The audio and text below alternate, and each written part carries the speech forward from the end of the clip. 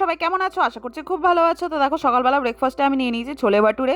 তো ছোলে ভাটুরটা কিন্তু আমি বাইরে থেকে কিনিনি, বাড়িতেই বানিয়েছি। তো চলো ওটাই শেয়ার করি। তো দেখো আমি এখানে আটা ময়দা নিয়ে নিয়েছি সুজি, বেকিং পাউডার, বেকিং সোডা আর নিয়ে নিলাম টক দই। দিয়ে এটা ভালো করে একটা ডো করে রেখে দিলাম। তারপর এদিকে দেখো ছোলাগুলো আমি রাতেই ভিজিয়ে রেখেছিলাম, ওর মধ্যে একটা আলু আর গোটা গরম মশলা দিয়ে এটা সেদ্ধ হতে বসিয়ে দিলাম।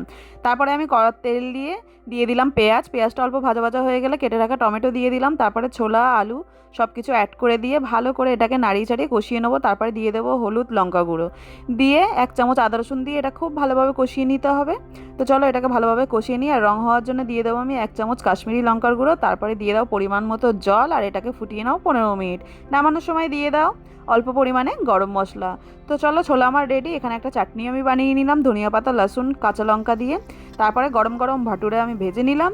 তারপরে আবার কি গরম গরম ভাটুরেগুলো ভাজুন আর খুব মজা করে খান। তো দেখা হচ্ছে নেক্সট ভিডিওয়, বাই বাই।